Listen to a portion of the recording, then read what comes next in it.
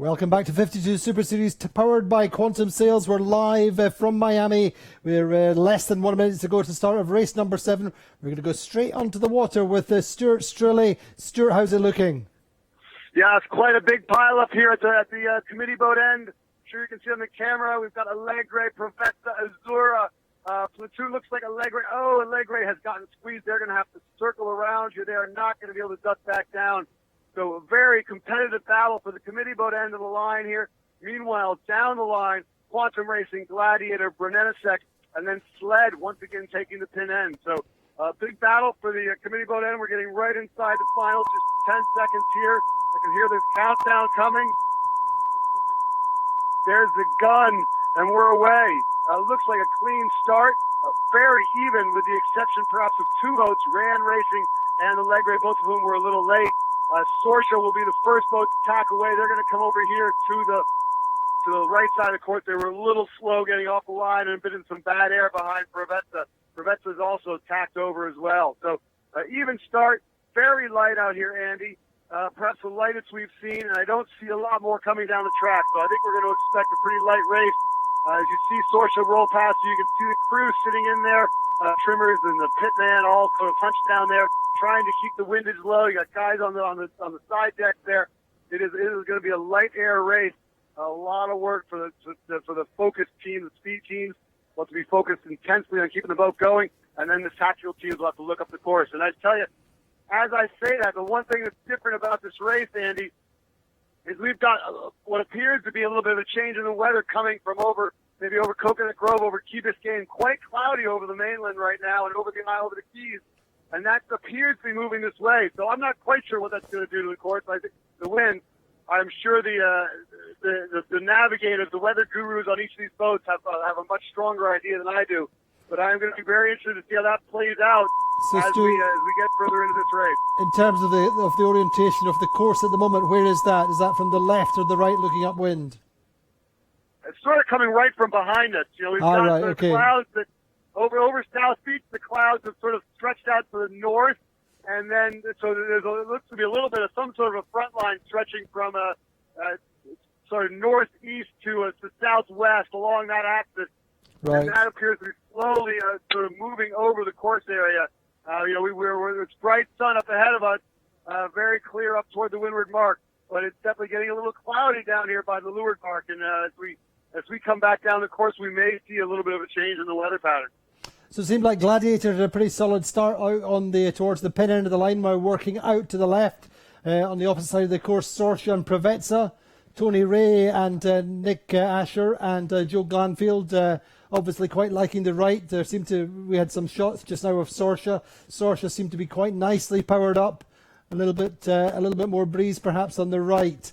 But Preveza credited with the early lead just now on Virtual. Out on this right side, about 12, 15 metres or so ahead of Sorsha. Quantum Racing, a better start this time, lying in third. Certainly material for Terry Hutchison to work his magic with. A more solid start that time in third place. And we can see just exactly what you're talking about. They're definitely a little bit cloudier there. Looking back down the track out to windward of the course. And less wind than we had the last race, Andy. You know, if you look at the boats, not only do we have a person or two sitting inside the cockpit, I think you're also seeing quite a bit more freeboard on the leeward side of the boat. We actually have a lovely shot from on board with Preveza, then just illustrating exactly what you're saying. Just the 4 crew members we can see with their weight over the side are hardly hiking at all. Just we can see them nicely responding. It's a little bit more pressure. They move their body weight outboard and extend. We can see Simon Fry, the trimmer, there just also helping call the breeze, and how the opposition are moving relative to themselves. I quite like what Sorsha's doing here. I have to admit, I'm very impressed with the boat speed. They appear to maybe be closing a little bit of gauge toward Preveza. They may be going slightly slower, just a tick, but I think they're making up for that with a little bit added height. So nice job here for Peter Harris and his crew in a slightly older boat. They seem to be having it going quite well. Yeah, I think we go back to the heel angle. That is a crucial thing that these boats all have an optimum heel angle they like to be sailed on. And one of the displays somewhere in the boat, sometimes in multiple places, maybe down below as well as up on the mast, will be the heel angle. And one of the things the crew will be watching intently is that heel angle. They'll an automatic thing. I don't expect you'll even hear too much noise about it. The crew, the good crews here, they're so professional. They know exactly what's going on. And again, Sorsha continuing to move out here. Now they sort of closed gauge. They shrunk the distance between them and Prevetta, and now they've put the gas pedal down. They're just sliding forward. So really nice speed here from the Sorsha team. They appear to be getting the better of Prevetta in this little matchup.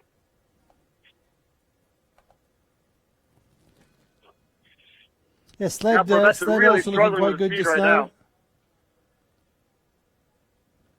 Sled, I think, going quite well on that left side, along with Gladiator just now, Stu. Yeah, I mean, hard to. I don't have the greatest perspective to tell you No, who's winning, but they do have a lot of space up there. Gladiator, Sled, both separated. And I mean, as much as you're happy that you're Sorsha and you're winning, sometimes even the guy that's winning these sort of close two-boat battles is actually losing to a boat that's sailing on their own. So Sorsha is putting the wood here to prevent them. They're going to roll into attack. They can no longer hang there. That's quite an impressive job from Peter Harrison. They did not have a very strong position as those two boats sat. I would not have given them high odds of being able to win that battle, but they did just that. So quite nice work.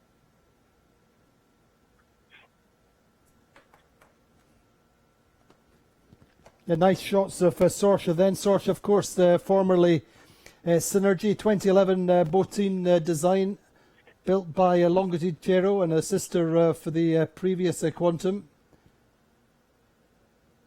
Another question coming in from Twitter, hopefully.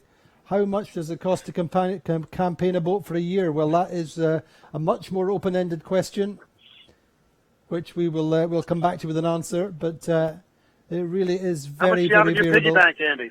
Sorry, say again, Stu, what's your reckoning? How much do you have in your piggy bank? Not enough to pay for a round of drinks, Stu. No? Not at all. But for yeah, I mean, a round of drinks for what? For you and me, or for the crew? No, just for you. I am Scottish. Let's not forget that. But yeah, I mean, it's a very difficult question to answer. I mean, can it be anywhere from 200,000 or 300,000 to north of $1 million? But it just depends. Some of these teams put. Yeah, I mean, it just depends on the level the team are operating at.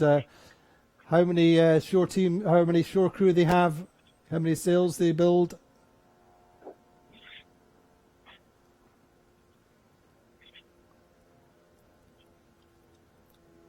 We saw the Sorsha guy. He was talking a little bit. We saw one of the Sorsha crew members. He was mentioning how compared to some of the other teams, they're a little bit underwicked on the short team side. I think they just have maybe one person who doesn't sail on the boat, which that puts a lot of extra responsibility on the sailing crew because there's a lot of sort of daily maintenance that they have to do.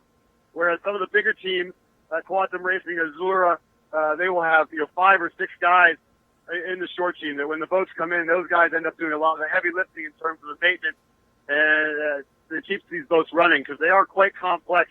And getting the boat out there on the line every day is not an easy task. Certainly, quite a bit more than the average even 50-footer. So in the meantime, we're probably getting up towards halfway up this first beat. Race number 7 of the Miami Royal Cup. It's Friday afternoon here in Miami. And Azura won the previous race comfortably by probably 150 metres. They're presently lying in 5th place and have a little bit more work to do. They have not finished worse than 2nd so far in this regatta. And we're looking across the bows of Sorsha, Peter Harrison's boat. Seeing Gladiator to windward and Sled just in front of them. Sled, I think, leaders on the water just now. Sled have not won a race so far in this regatta. They had a 3rd yesterday. A little bit unsettled after that collision on day 1 with Gladiator. Andy, I'm seeing the boats here starting with Azura starting to shear away from Sorsha, and I'm wondering if we're getting a little bit of a left shift. Sorsha's decided they're going to attack back and see if they're going to cut their losses here on that right side. They were going quite well, but now it appears that a lot of what they had gained over here, they may be losing in that most recent shift. Look over towards Sled, the only boat still remaining in the sun. They do appear to be going quite well, and it appears that the left side is sort of coming good at this stage of the race. We're getting toward the top here. I think Sled looks like they have a very comfortable position. Indeed, our image is just endorsing that for sure. Just now looking at Sled, right of picture, Gladiator and Quantum sailing quite high angles, nicely powered up. If anything, perhaps Gladiator and Quantum a little bit more powered up than Sled. Sled are quite a bit further over to the left, but perhaps with a slightly higher angle. We saw that very, very different set of circumstances on the first day. If you remember, there was that big cloud bank. The breeze was much stronger, but we had that cloud bank out to the left, and that really did appear to pull the breeze to the left on that first upwind in particular. But certainly a little bit of left shift. Yeah, a little bit of left shift for Sled and Gladiator just now, and Quantum, giving them an extra advantage as we come up this first beat, 4-leg race. Quantum going quite well here, Andy. They talked about how the fleet is fairly sure that boat may be the fastest in these conditions in this light air, flat water, and I think right now they appear to be showing that stuff. They weren't necessarily particularly flash off the line, but they've been able to sail sort of their own lane without too much interference from other boats, and they appear to be really turning the boat speed on, pushing out away. Another boat to really be looking of is Provenza, who, after getting forced away by Sorsha, went all the way over to the left corner and is now the leftmost boat by a couple hundred meters, and they appear to be on a pretty good wind over there, a pretty good left shift, and I wouldn't be surprised if that puts them into the top 2 or 3 around this mark. Nice comeback, and Tony Ray, who appeared to want the right side, he and Nacho Pastigo put their heads together when things weren't going well with Sorsha, and they punched it out here to the left side. It may work out very well for them. Let's wait and see how that develops just now, Stu. Yeah, we're just seeing a small gain to them on the virtual, coming up from 9th to 8th. But it's a longer-term investment out on that left side for Provenza. Azura very much committed to the right. And split away from... just a little bit to leeward of Quantum. Quantum, I think, just keeping in contact with Azura a little bit. They have Gladiator to windward. Gladiator lying second just now. Another Twitter question coming in. Hopefully we can answer this one. Is there a girl on board Azura? Yes, that was a guest on board, I think. I cannot be sure, but I think that's Mrs. Romers. A question from Luca Mancini. I'm fairly sure that is the wife of Pablo Romers Jr. She certainly enjoyed the race win.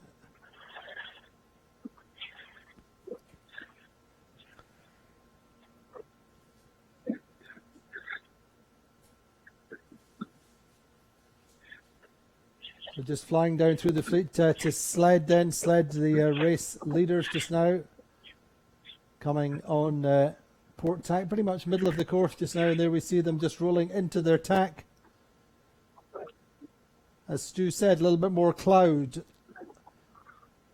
over the back of the city and over the land. Sled just coming into the sun-dappled waters. A nice race for them so far, leading ahead of Gladiator and Quantum.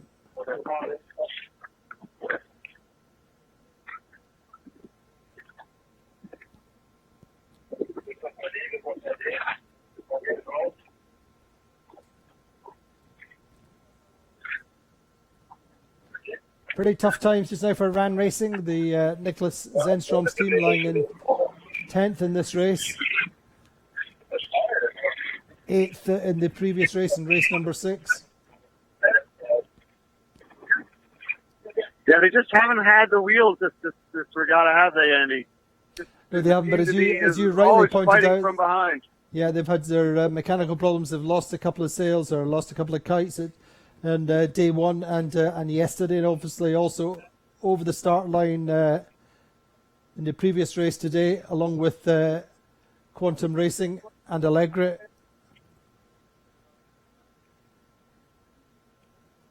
Not quite firing on all cylinders as they were in Key West. Just if you look at Sled there, you can see the forefoot, the black patch on the forefoot is the result of that injury, the collision with Gladiator that so many people have seen. Boat was in the slings overnight and the shore team worked overnight to make that repair. So looking then, Sled leading by about 50-55 metres ahead of Gladiator and Quantum. Very strong call on the ley line here from Sled. They called that for quite a ways out, and they appear to have nailed it. They're coming in right on target. The bowman there up on the bow, getting that spinnaker tack out to the end of the pole. They're going to come around here. They're going to have a nice lead, probably a 6-8 bow lengths over Gladiator. Just looking. So there goes Sled.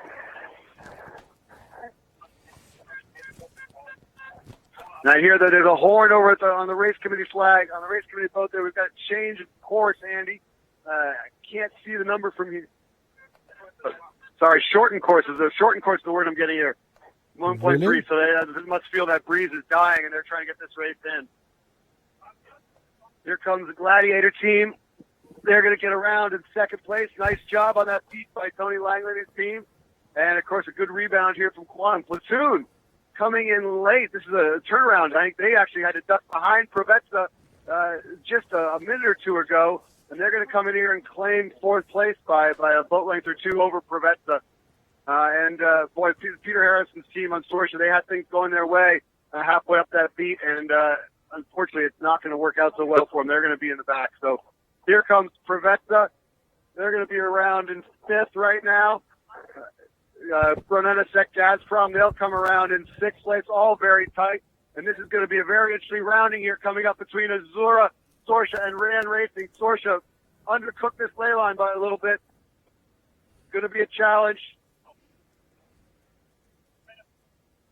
Going to be a challenge to get around it. Sorsha really squeezing up here.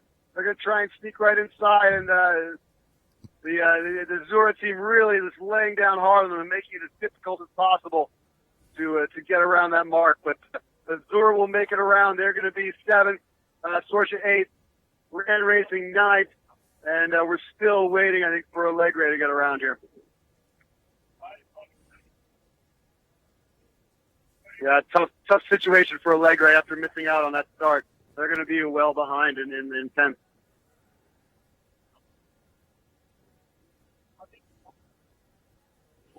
But it's generally a pretty good beat for Gladiator then.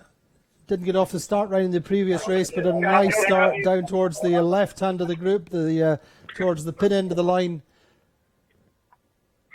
Yeah, you know, the boats down there, right? We saw Gladiator and Quantum and Sled sort of all starting down toward the pin end, away from the fray that took place at the committee boat. They all got away cleanly, and those are the first three boats around the windward mark. So in these light conditions, it really pays to be able to sail your own race and just power off the line and get going. And those boats at the pin end, the committee boat end, you know, even the ones that got away well just did not end up doing so hot in this leg. So pretty even parade there, Stu. Just bow to stern all the way down the first run. Well, I think Quantum showed everybody how tough it can be over here on the right side of the course, looking up, putting that first leg. I don't suspect anyone's going to try a repeat of that for the moment. I think people are going to push it out here to this left corner and jive back. And, you know, again, if there's anything to be said for staying in the sun, it appeared to work that first leg. The left side paid off. Perhaps a little bit more pressure, so everyone's gone back out there on the downwind leg. see what they can find and work that side as they get back down toward the leeward gate.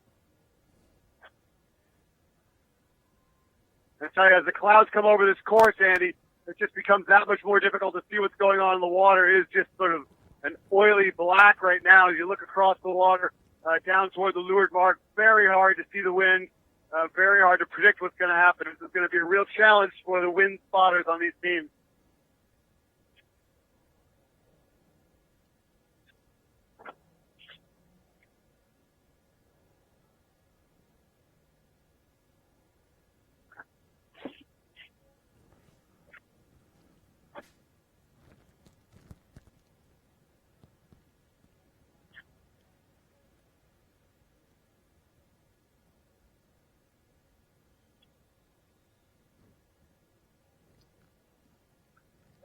So pretty gentle breeze as we look downwind this first run of race number 7. Only 5 or 6 knots to, I would say, no more. No more than that, Andy. It's light as it's been, but it is steady. I mean, it's not like we're looking at a breeze that appears to be getting ready to completely die out. You know, this breeze does appear to have enough oomph to get us through the rest of this race. Although it's not something I might bet too much on.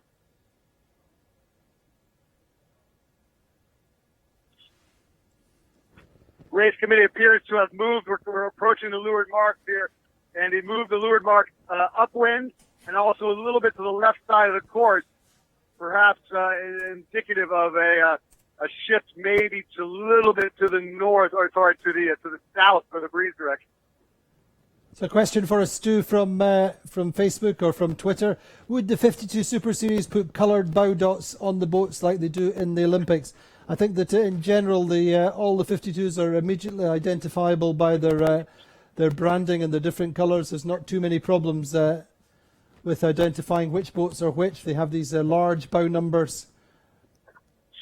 And so in terms of identifying the boats coming off the start line, there's never usually a problem.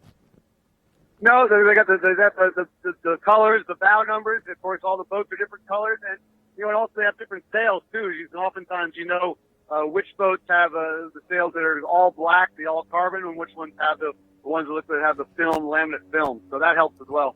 But certainly, it's a valid point. If you don't, if you're tuning in and don't watch this too often, it takes a little bit of time to work out who's who. But the boats are pretty identifiable. Sometimes it's you used to get mixed up between Interlodge and Ran Racing from a distance. Similarly, Allegre and Sled, similar colours from a distance.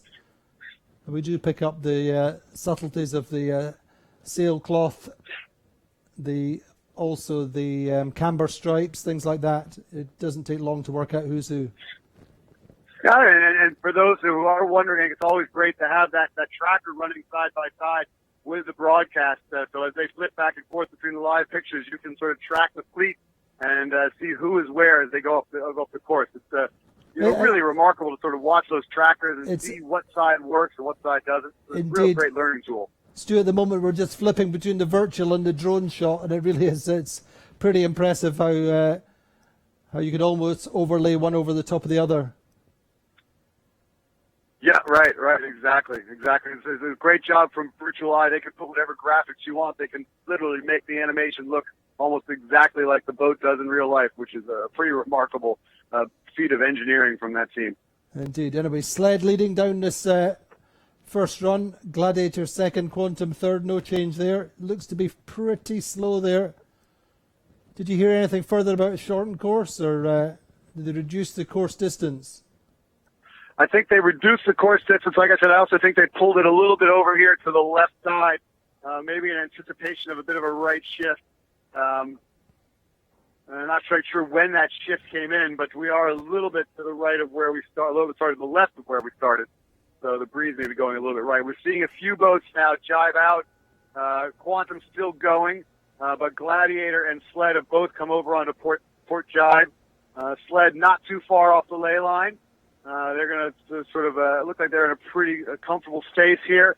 No one really threatening them. No one took the opportunity to get a lot of leverage on that run and separate from the crowd. So when you're in front like Sled, that's just the way you draw it up, when everyone sort of follows your lead as you go down the run, makes the job fairly easy for the tactician and the navigator as they try and stay in front of the competition.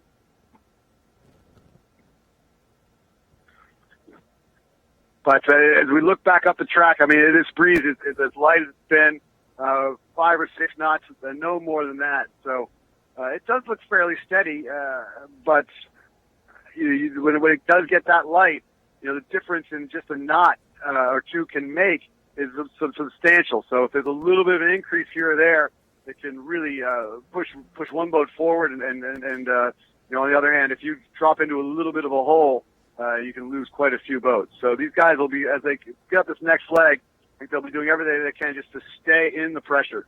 So right now, Sled actually, the shift, maybe they've gotten a little bit of a right shift here again, because now they're on ley line. They didn't appear to be on ley line earlier, but now they are comfortably on the ley line for the gate, powering right in. Looks like they're setting up for the right-hand gate looking upwind, which will push them out to the right side of the course here. But of course, if they decide that the left side of the course looking upwind is favored, plenty of time for them to drop the kite and swing around that side. Indeed, Stu, we're just looking bows on at Sled, steered by Mr. Takashi Akura, a member of your yacht club.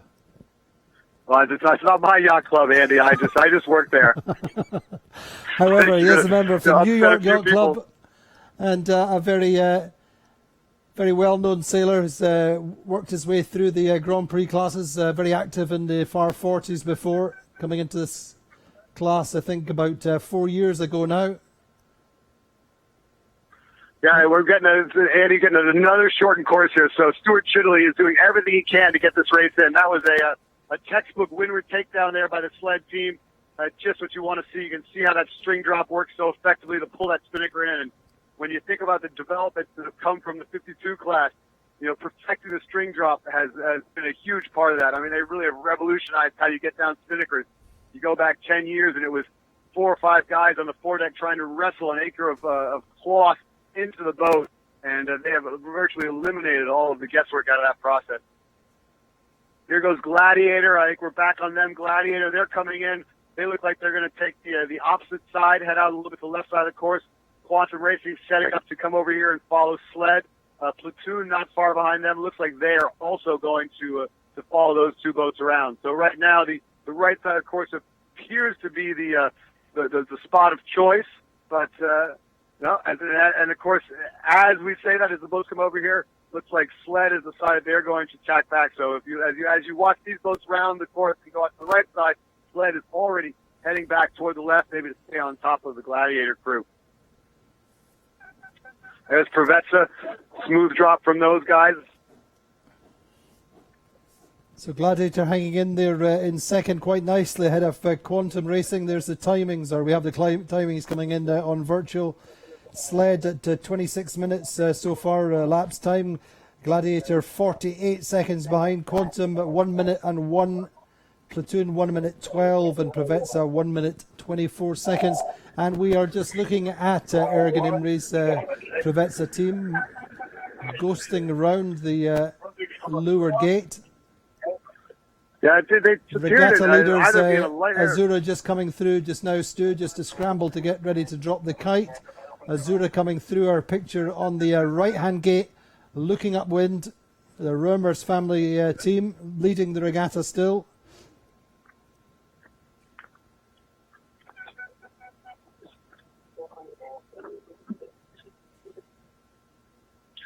So now, as you guys are watching Azura come around, I'm looking at the track a little bit, and Sled has crossed in front of Gladiator and tacked, not necessarily on top of them, but certainly Gladiator has room below them to roll, so not a real aggressive covering move, but certainly they've decided they want to stay in between the red boat and the windward mark. And with the rest of the competition heading out this way, Platoon and Quantum Racing, probably not much of a surprise to see Sled sort of step out and then come back in a position to sort of stay between the next weather mark and the opposition. And with this leg being all that, again, shorter, I mean, we went from 1.45 to 1.3, and so now we're probably getting close to 1 nautical mile for this next leg. It's not a lot of room to get around boats, and Sled probably doing the smart conservative thing, which is just to play some defense, stay toward the middle of the track, and keep the rest of the fleet behind them.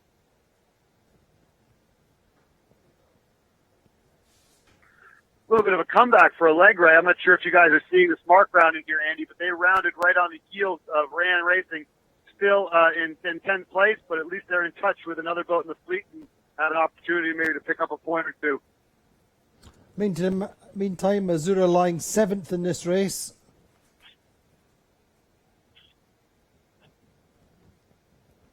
Battling hard to pick off Brunenisek. Very close with them, funnily enough, for the top two boats in the previous race. Now lying 6th and 7th. Provezza once again steady in 5th.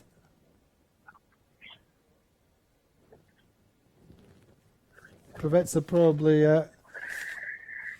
one of the more conservative teams.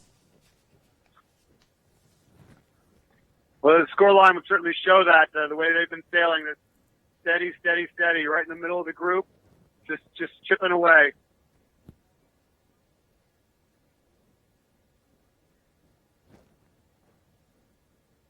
But at some point, as you get toward the bitter end, toward the business end of this regatta, if you're Ergen Emery and his team on Provezza, and you're looking around at the boats that are near your platoon, Quantum Racing, you've got to start making some decisions about how you're going to stop those guys from getting in front of you, and how you're going to maybe get up that one or two good finishes that will get you from locked into the 3rd or 4th and up to 2nd place.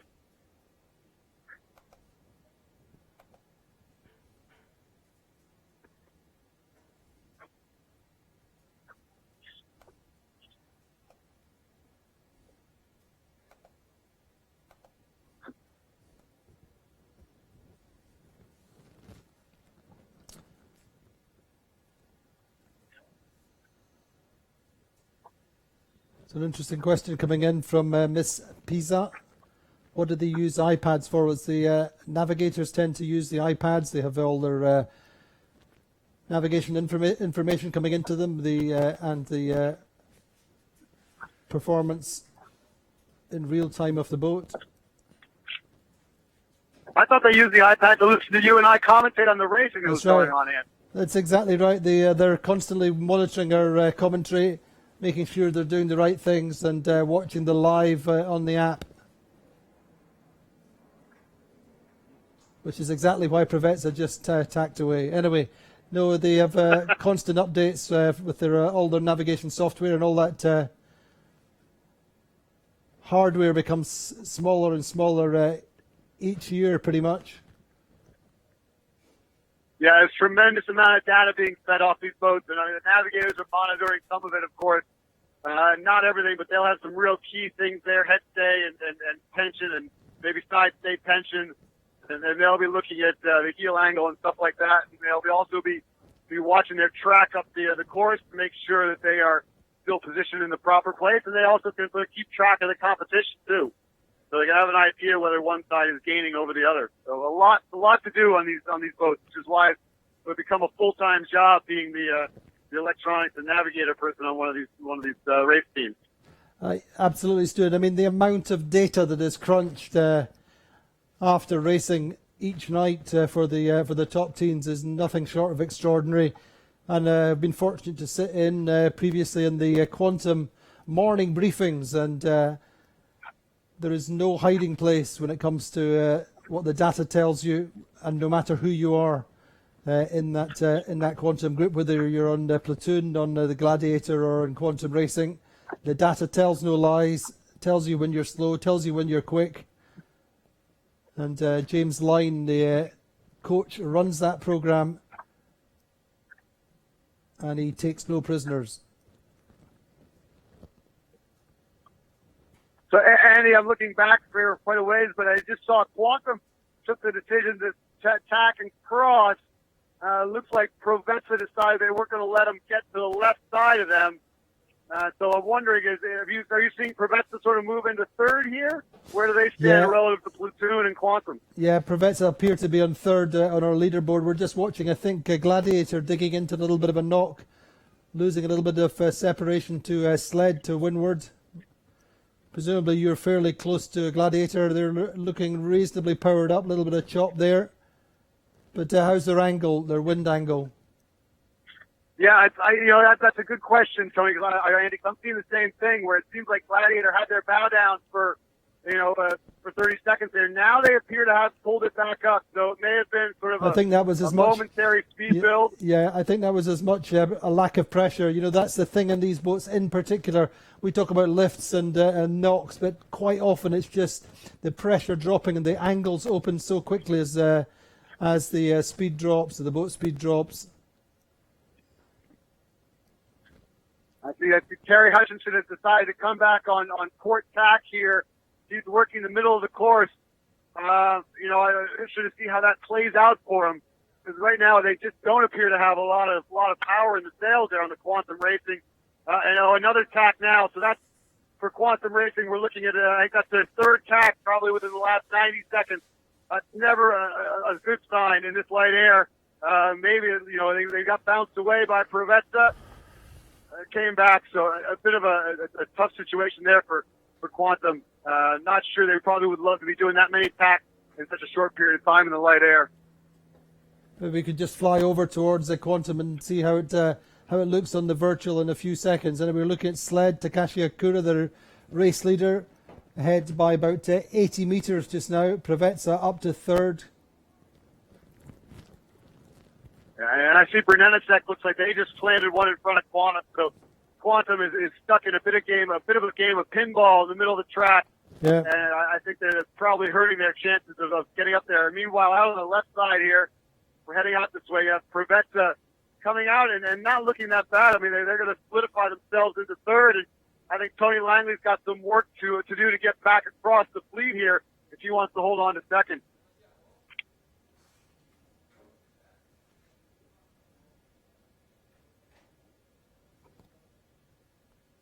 And actually, as I'm looking at now, it looks like Tony Langley and Sled may well be on the ley line. We got a little confused there by the previous mark. We're up at the change mark, which again has been pulled way to the left here. So a hard left shift for this leg.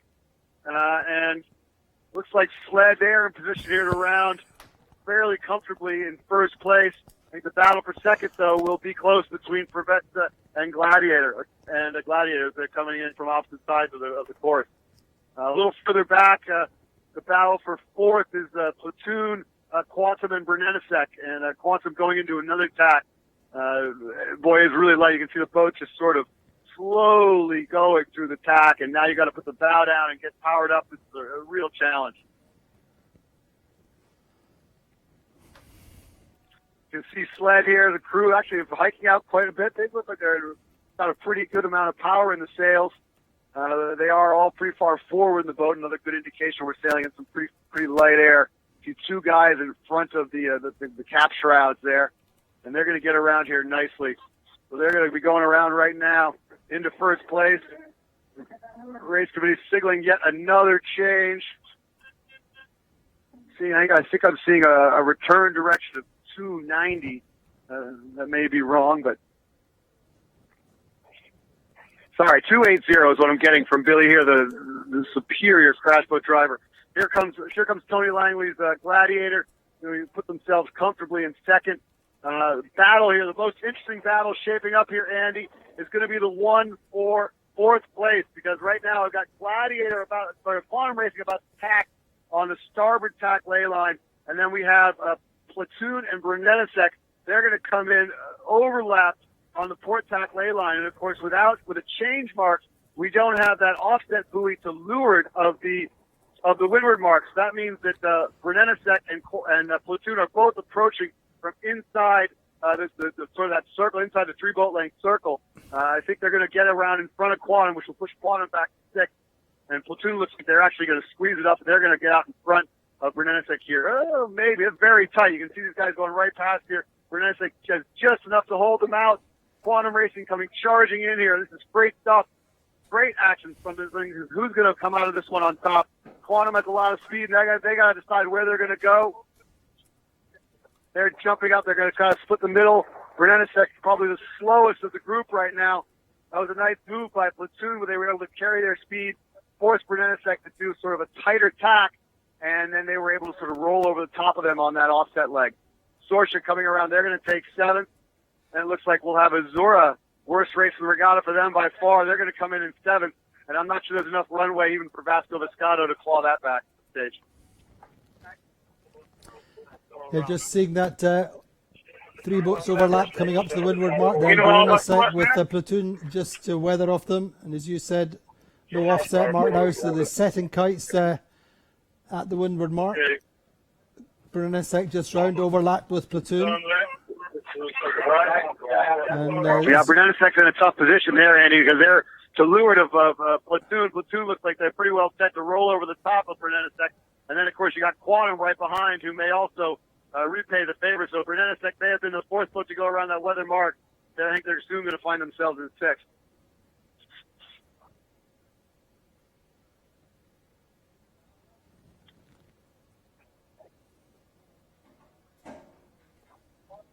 So question from Luca again. Posted a question earlier on in the race. He's asking whether the ley lines on the graphics follow the wind shifts. Well, the ley lines are calculated by the position of the windward mark. So if the windward mark is moved on the virtual, the windward marks are tracked. They have a tracker on them, and the position is relayed also manually by the race officer. So we do move the windward mark to its real position, and as the windward mark moves, then the geometry of the ley lines moves with it. In general, that's the plan. Doesn't always work.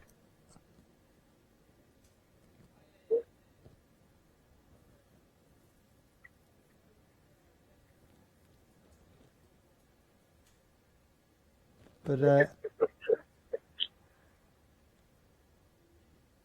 so a strong day for Gladiator. Looks like it's shaping up, Andy. If they have a 2-7 or a 2-6, I can't quite remember exactly what they got in that first race. That's gonna, not only do they gain points just by having a good race, but it also brings down their average for the 3 races for which they're getting redressed. So we could see them move up a little bit after today's racing.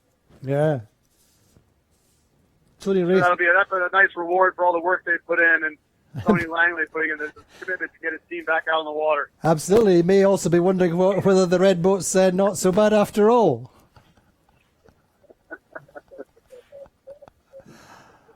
Nice to have the choice, though, Stu, isn't it? To have the choice of 3 different 52s.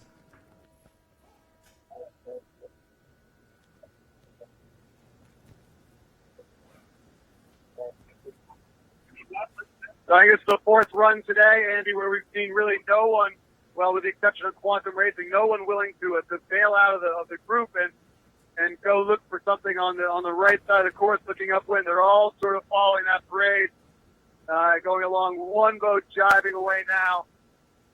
Guessing that is Azura there coming away, actually.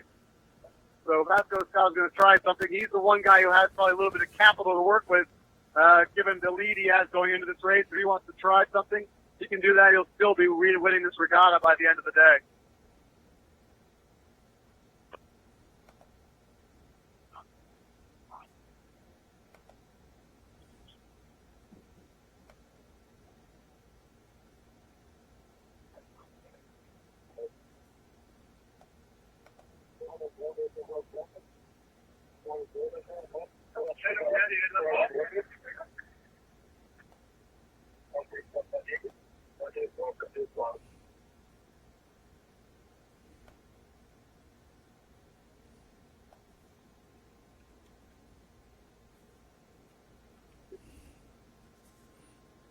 It's looking very light out here, Andy, as I look back up the track.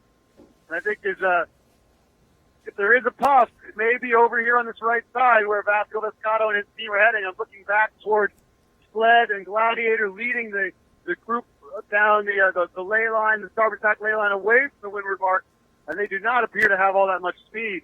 So if there's a little bit of pressure over here and Vasco Vescato and his team can find it, that may move them up a few spaces. We may be ready to prove me wrong for saying he couldn't claw back from a 7th at that windward mark. That's right, Stu. He's listening to you on his iPad at the moment. But yeah, I mean, it's in that situation where it's worth a little bit of risk. We do have a reasonable buffer at the top of the table. They've gone into this race with a 15-point lead. Quantum Racing lying 6th just now. Preveza 3rd. Another question coming in. Will there be 52 Super Series in the US next year? Well, we don't know as yet. It will very much depend on the will of the owners.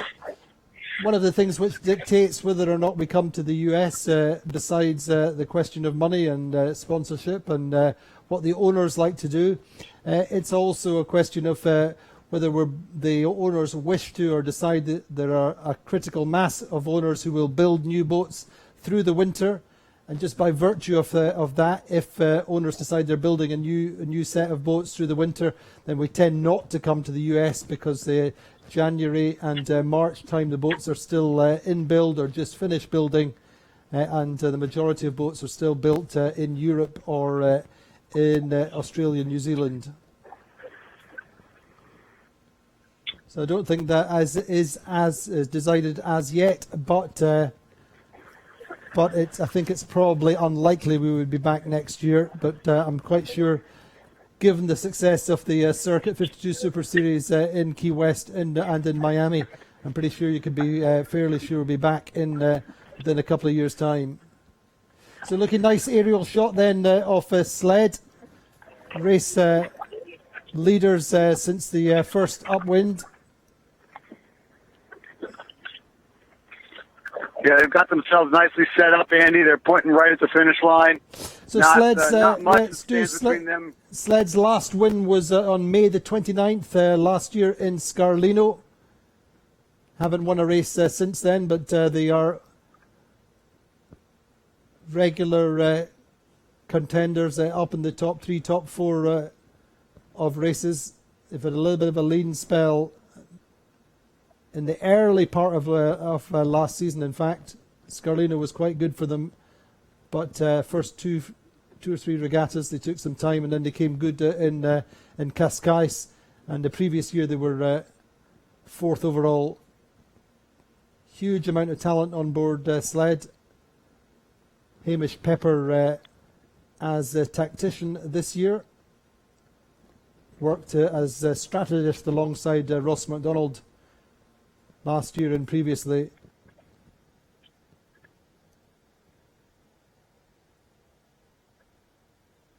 Yeah, they're looking quite good as they come in here, as is Tony Langley's team on Gladiator with a second very strong result for Tony. Is that tactician Ed Baird, the rest of that crew. They're looking well positioned in this race right now. So just information from our principal race officer, race team, Stuart Childerley, saying that the wind is shifting gradually to the left through this race and it's decreasing. So this will certainly be the last race of the day. Just looking at Sled coming down towards the finish line, lead of about 80 metres over Gladiator, Preveza and Platoon. So 3 Vrolic boats then in the top 4. Gladiator, Preveza and Platoon, all from the Udo Vrolic office. Sled then coming through the line. Sled across, sailing under the AP over A, which is the signal, universal signal for the end of racing for today. Here comes Gladiator, and they're looking like they've got a little bit of pressure here. So I'm thinking that the decision by Azura to go out to the right side is probably not going to pay too much for them. I wouldn't be surprised to see them lose a spot or two as they come back in touch here. So there's Gladiator taking a second. They get a big blast from Tony's other boat, the motor yacht Corinthian, which is out here in the spectator fleet. It is the spectator fleet. Fleet is in more than one boat, I think. I qualified. There's Preveza coming in. That'll put them in, I think, all alone in second place. It'll break the tie they had with Platoon going into the race. So Platoon going to take 4th. They're certainly still in touch, though, on the podium. And then there's 3 boats coming down here, the same 3 boats that we saw. Sort of Platoon was able to sort of sneak away. It shows you they were, rounded that windward march. So Platoon overlapped. Platoon get 4th then, Stu? Yeah, Platoon in 4th. And then the Quantum Racing is going to come in here into your picture right now. They're going to take 5th place. And then Sorsha and Bernenasek, I think, are almost bow to bow here. Bernenasek has a better angle, but I think Sorsha's got just a little bit of an edge here. I'm going to give this one to Sorsha. I think as they come down, they're going to soak down just in front of Bernenasek. So solid day for Peter Harris and his team. Bernenasek going to come across there, and they're going to take 7th place. So Azura did lose a spot there. They were in 7th, and now they're going to be back in 8th there.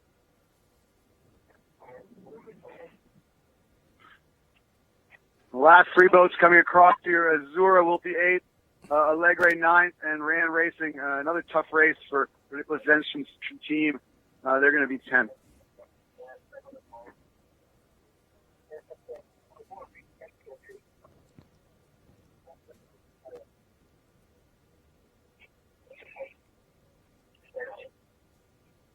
There you go. There's Allegre. Andy Soriano back at the helm again after missing that 1 day of racing with his ankle.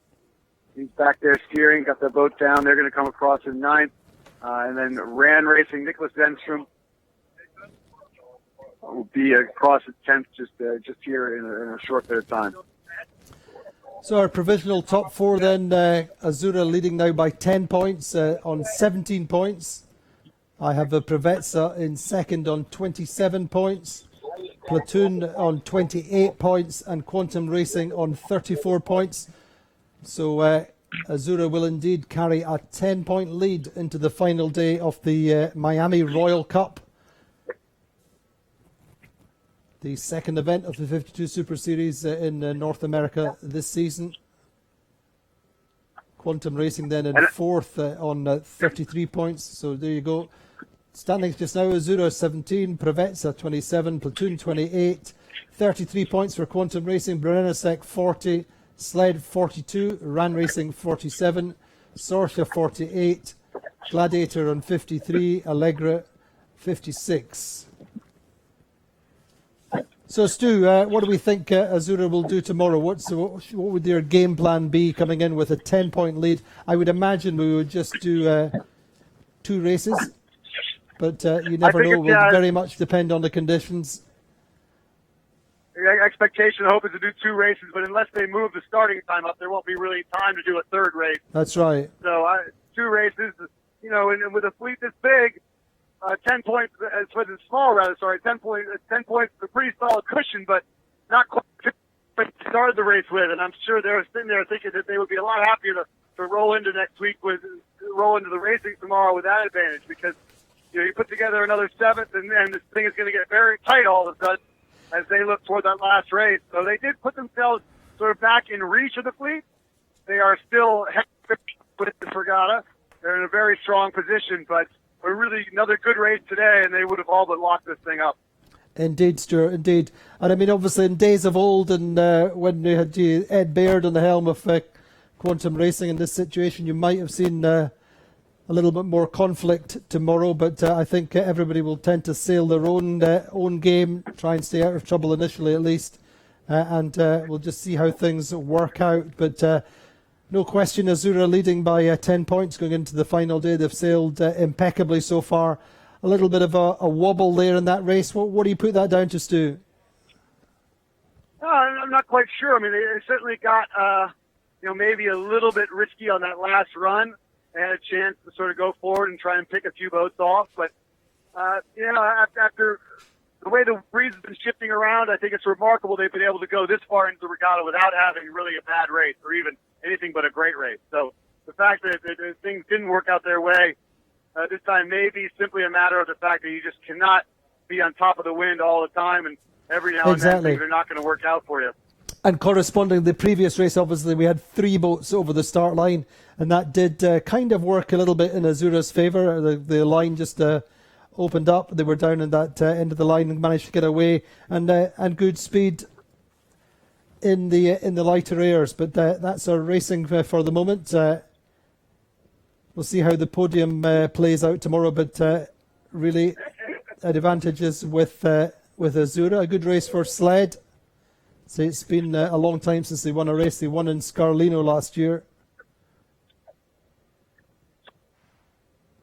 Yeah, it's going to be quite a battle for second place. Preveza, of course, that they are very, very eager to make up for the fourth place finish. They had, the podium, even first place within their grasp in Key West, and they just dropped back just a little bit and were the victim of a tiebreak ruling in the final day, tied with two other boats for second place and ended up finishing fourth.